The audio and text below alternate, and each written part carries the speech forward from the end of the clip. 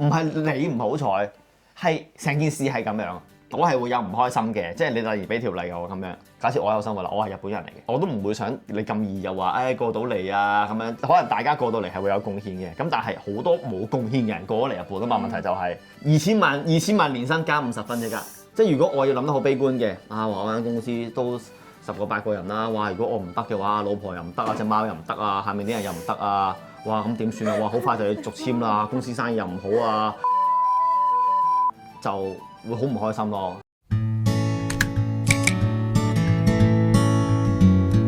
OK， 咁大家做咩啊？咁大家咧見到呢一個畫面啦，雖然隔離多咗個人係同一張凳啦，咁即係代表咩咧？就係我今次咧就要講翻我哋上次經營管理簽證嘅後續啦，咁樣嘅。咁有少少回顧翻啦，咁上次啦冇好辛苦啦，我自己就要俾好多資料啊，去揾好多資料啊，咁樣去交啦。咁但係其實咧，因為自己唔俾錢啫，係啦，咁俾錢就解決到㗎啦，係咁就係俾錢就解決到問題，係咪？咁唔想俾就自己搞啦。咁不過咧我個行政書士啦，咁就收到我啲資料之後啦，同埋佢一直跟開我，就由我做第一個簽證，即係我由零開始做呢個經營管理簽證，至到更新咗咁多年啦，咁正到今日啦，咁全部都係佢幫我哋做嘅。咁所以佢見到我嘅公司嘅發展啦，同埋係都即係抱一個樂觀嘅態度嘅，係啦。咁好彩地咧，咁當然我係成功批到啦。如果唔係都唔會睇呢條片啊，唔做啦，我哋就。但我想講，我哋好似係等咗唔係好耐。係啦，我正想講就係咧，其實咧我係佢幫我遞咗表之後啦，我1個星期我就收到信、收到資料啦，1個星期即刻收到資料，即係行政書士打俾我，喂，你簽證搞掂到咁。嗰時我哋仲喺沖繩，好似唔係沖繩，北海道喺札幌，喺札幌，我唔記得咗，係超快就收到資訊啦，就話我已經搞掂咗啦。咁但係咧係收到信話 OK 嘅啫，就係你唔知你會攞咗幾多年嘅，係啦。咁其實講真啦，1個禮拜即刻收到，坐定粒六啦，5年都3年㗎啦，係咪先？咁不過咧，我好可惜咧，最尾係借得1年嘅啫，係啦，因為我仲要係有一個朋友仔係再早多我2個月去更新，都未有回覆啊，未有回覆話有更新到，但係我1個禮拜話得喎，咁即係一定 OK 啦。因為咧，我聽過岩江講咧，即係岩江先生，即係我嘅行政書士咧，岩江講咧就係，無論你申請簽證又好，更新簽證都好啦，其實係你遞表遞，咁佢裡面咧啲人咧就一望，呢條友一定冇問題㗎啦，其實就即刻擺去一定冇問題個箱，條友有少少問題就會擺喺有少少問題個箱嗰度。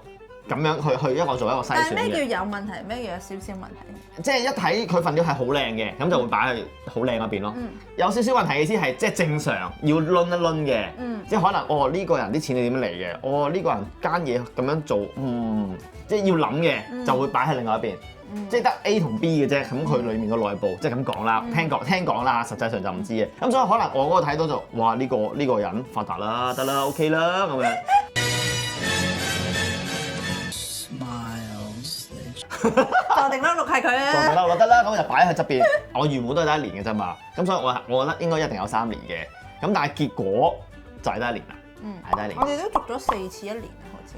係啊，今次第4次1年啦。咁開心嘅係我係仲續到咯。係啦，開心嘅仲續到啊，同埋1個禮拜就好快解決嘅。因為我有啲朋友真係你要等，尤其是你而家咁多風聲，又話續唔到，又話要幾多錢，又話點？補資料又剩。係啦，咁你會好緊張嘅，即係好似譬如我公司咁計啦，即係如果我更新唔到咁計啦，咁你就冇啦，係咪先？你冇拍片嗰個都冇啦，成間公司都冇啦，係咪先？即係唔係話一定係咁樣嘅，不過你好多嘢會拖累落去嘅咁樣啦，咁所以大家會擔心係好正常嘅，咁所以我。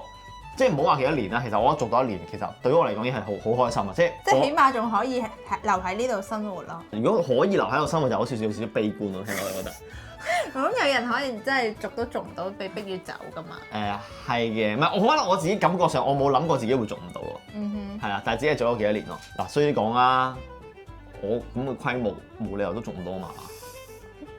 係咪先？賺得錢多錢少一回事。喂，我即係叫做名牌嘢嘅。咁你整體成間公司嗰個売り上げ啊，嗰個總數對於日本睇嚟講，其實真係唔會係小數目㗎嘛，係咪先？縱使我賺唔到錢，交唔到稅，即係交唔到多稅都好，嗱呢個一回事啦，係咪先？佢睇你兩樣嘢㗎嘛，你交幾多稅，同埋你間公司為國家係貢獻咗幾大嚿錢㗎嘛，即係都會睇呢啲嘢嘅。即係我聽岩剛講啦，實際我就唔知嘅。咁所以我覺得啦，做到一年已經好好㗎啦，做到一年好好㗎啦已經。咁反正我又會繼續做落去嘅，即係我嘅工作。咁所以其實下年就算俾唔到3年我，其實我都係逐年咁樣。其實岩剛都覺得好可惜嘅就係、是，佢聽到一個禮拜即刻收到信息話我可以攞到簽證咧，其實佢都覺得係有3年以上㗎啦。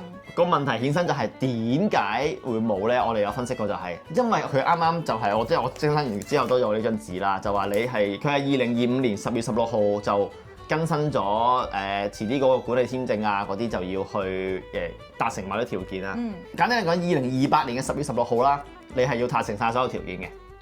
咁所以如果而家2026啊嘛，我而家去批3年簽證俾我嘅話，咁我2028年咪可以唔使達成呢個條件咯。啊，又係又啱，係咪啊？又啱。咁所以其實基本上你而家續得嘅，除非你原本已經有3年或者有5年嘅，其實佢唔會過，可能即係差可能會過翻一年，1年上3年咧，應該係比較難嘅，即係嚴謹咗。即係唔係你唔好，唔係你唔好彩，係成件事係咁樣。在我而言，即係我係更新緊，即係我要向上爬緊咁計啦。我係會有唔開心嘅，即係你例如俾條例我咁樣。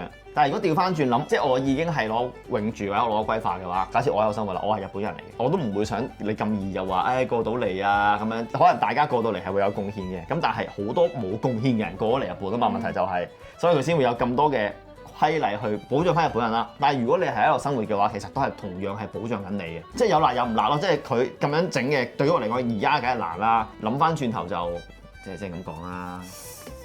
而家咁樣難咗咁多，少人入行㗎啦。我哋着數咗嘅其實。如果一開始就同我講你3000，咁我哋已經冇辦法開始。我哋已經早就翻香港啦。早翻香港啦，邊有開始到今日呢個地步啫？所以係而家加難咗，我上到去嘅話，會更加珍惜咯。可能會有呢種感覺。我覺得會有呢種感覺嘅。咁輕輕都講一講啦，咁啊，經營管理簽證啊更新咗之後咧，咁啊有啲咩條例啦，咁啊呢張紙係由管理局俾嘅。係啊，咁啊2025年10月16號啦，咁啊改咗例啦。咁其實達成有3個條件嘅，簡單嚟講咧就係你嘅資本金要有3000萬，公司嘅資本金要有3000萬啦。第二個就係你公司要有日本人或者係要有具有N2程度以上嘅有永住嘅人喺度工作啦。第三個條件就係申請人即係我啦，要有讀過相關嘅經營管理，即係 marketing 嘅一啲學位啦。不過佢另外咧有一樣嘢，其實佢講得幾好啊，或者3年以上嘅實務嘅經驗。嗱，佢而家呢個2025年開始改例，3年後睇你做唔做得到。即係其實第3條例咧，對於我哋嚟講係真係冇嘅。佢3年後睇你有冇嘛？咁3年你咪有3年咯。我哋已經有啦嘛。係咯，咁咪即係已經有3年。咁所以呢條例對於我哋嚟講基本上係冇關係嘅，係針對新嘅人嘅啫。我假設我用香港為例啦，就用香港為例啦。你喺香港要有3年實務俾佢睇，或者你有讀過學位先至可以過嚟。咁呢個都係一個高咗嘅門檻嚟嘅。講真，即係如果一開始我有錢我都做唔到咯，冇學位冇3年經驗咁樣就做唔到啦已經。咁請人衰啲講，你有錢就請到噶啦。最難就係第一個咯，3000萬 yen 資本金，即係150萬。150零萬港幣啦，我計鬆啲。因為一開始我哋開呢度嘅時候，我哋真係攞最低嘅500萬 yen 啦，就係20幾萬港幣啫。咁但係我哋要增加到去3000萬咧，個難處係邊度咧？我都要講一講，解釋少少就係咧，即係假設啦，喂嗱，喂阿 P，我知你做名牌啦，你成公司都係貨啦，你開咁大間嘢，唔係3000萬貨都冇係嘛？其實就唔關事嘅，因為咧頭先你貨咧或者公司嘅錢咧。係公司嘅，即係不是我哋，係公司嘅。你要增加資本金咧，你只係能夠多一個人再注資入去你間公司，或者係我自己阿 P 再揾3000萬現金或者3000萬嘅一啲嘢注資落我 Mayberry Vintage 間公司嗰度先至 OK 咯。所以我公司有幾多錢咧？係唔能夠轉翻到資本金嘅。嚴格啲嚟講，稅務上啦係可以嘅，不過好難嘅。咁所以緊要就係你要你身上我阿 P 有錢放落去，或者你有錢放落我公司度，係啦，咁樣先至成立嘅。所以呢一度係最難嘅，因為對於我嚟講啦，我從來就係有幾多就奉獻翻俾公司啦已經，所以我係冇保留嘅，我連老婆都冇保留到啊。所以我哋係冇錢放落去嘅。頭先1話2呢度先至係最難，令到我哋係要點樣今年呢幾年去諗點樣將啲錢轉換或者放翻落去啊，或者係要點樣去交稅去做呢件事情，係呢個係最難咯，因為我一直冇籌備呢件事情。我哋開呢度嘅時候已經係將我哋香港有嘅嘢已經係放晒落去啦，已經變成公司嘅嘢啦，所以呢個對於我嚟講係最難咯。不過咧，其實咧佢都仲有另外一條例咧，下底有寫到嘅，就係如果你3年後上面3件事都唔達標嘅，或者唔達標邊件事。佢呢度有寫明咧，就係話佢會睇下你呢3年裡面嗰個流水啦，或者嗰個工作嘅，即係嗰間公司嘅嗰呢3年嘅營運係點樣，而再判斷。咁所以其實我覺得唔係冇彎轉咯，我覺得唔需要咁悲觀咯。即係如果你呢3年係努力去工作，你公司嘅流水係準，年金交晒，國民保險全部交晒，係有條數交翻出嚟嘅。咁所以我見到呢一條咧，我係安心嘅。係咪即係話都有酌情權嘅？佢寫我睇佢份嘢上面個寫個，我個感覺係有酌情權嘅，咁我梗係唔敢擔保啊！陣間幾年後話，哎呀 Peter 你條片啊，最尾都唔得咁樣，即係咁講啦。其實講真，原本已經喺呢度嘅人咧，最難就係3000啫。咁佢唔通趕走晒你成條中華街執笠咩？係咪先？我覺得冇可能噶嘛，成條韓國街執笠咩？我覺得係冇乜可能嘅。咁其實如果對於本身已經喺度做咗幾年生意嘅人嚟講，佢呢個門檻提升係咪其實對佢哋嘅影響唔係好大？但係對新入嚟嘅人，個門檻高咗咯。咁一定係嘅，佢冇得話我突然之間中咗6合彩就可以過嚟啦，就冇得咁樣咯。即係新嘅人係難咗呢個位咯。如果你係喺呢度做緊嘅，後面嗰2條題頭先都係講啦，重複講就係我覺得係已經 clear 咗嘅，喺錢嗰度咯。如果我去到最尾我唔夠3000，佢講我走嘅，我會覺得好無情咯。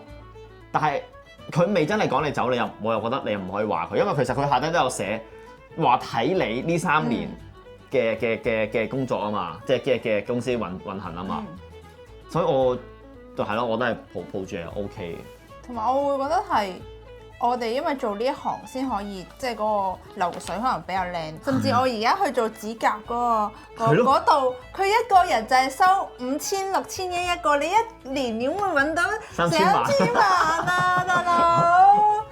係咯，喺度開間鋪頭整指甲，你點樣整到3000萬出嚟？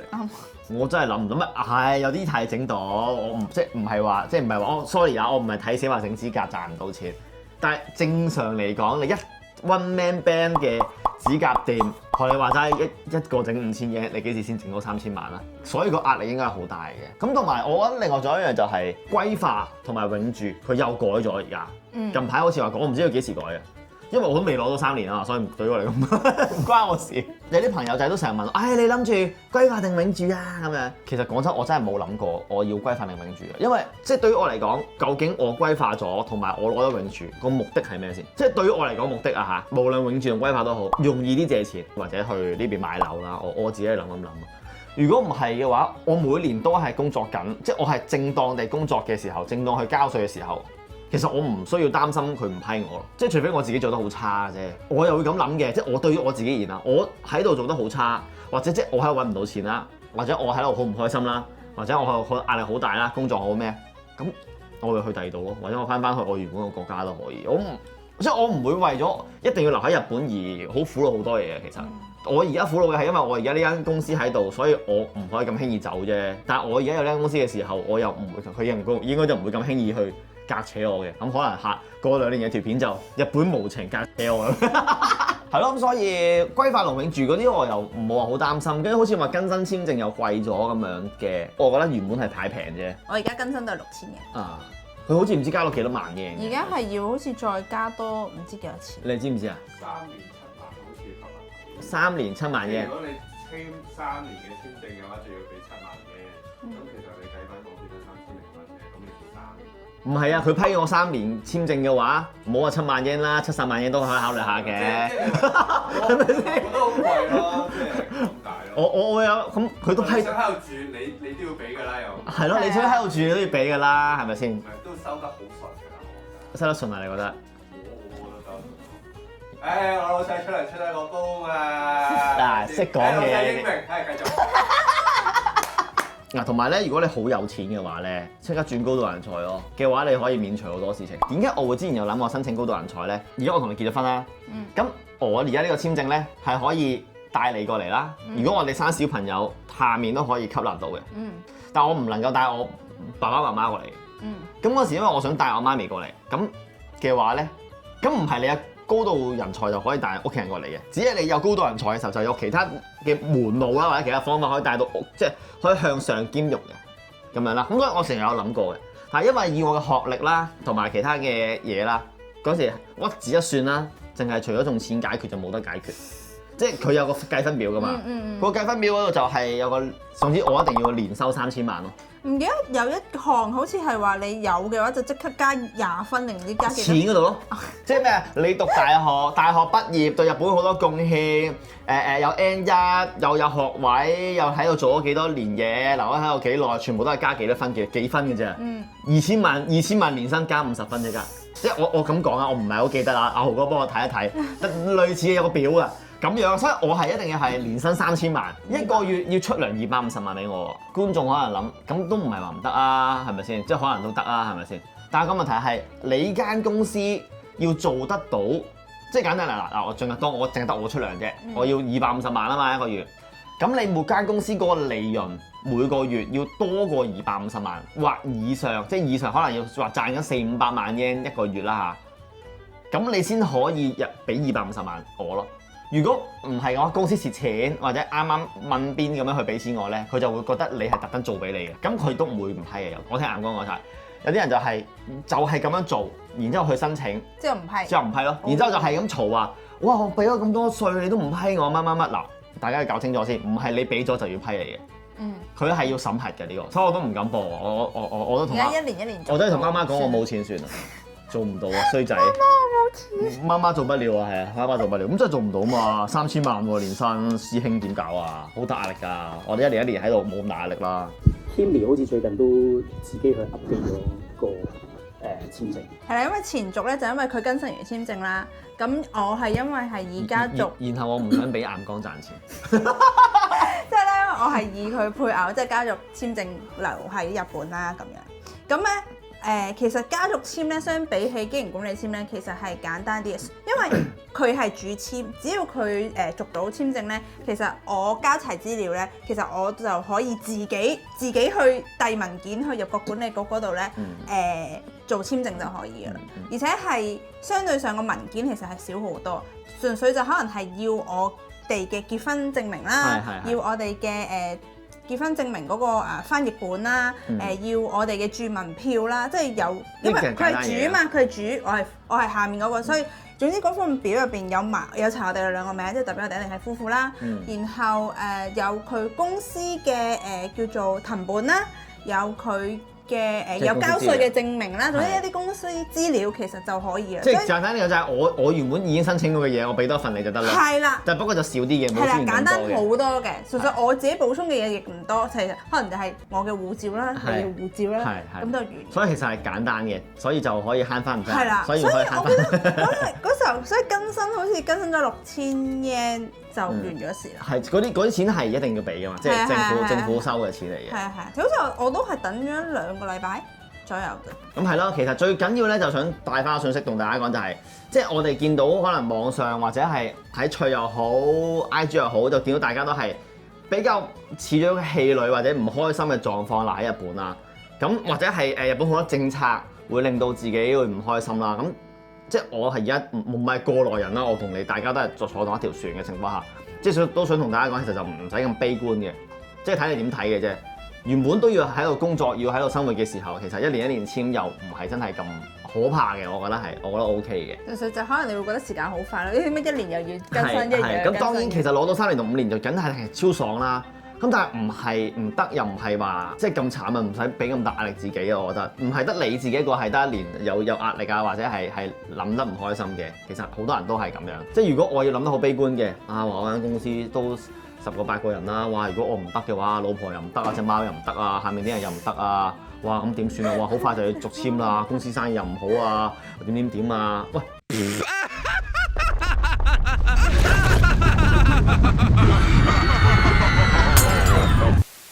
咁即係如果你咁諗嘅話，就會好唔開心咯，係啊！但所以我覺得即係大家可以樂觀少少咯，少少心靈雞湯下先。雞湯一下。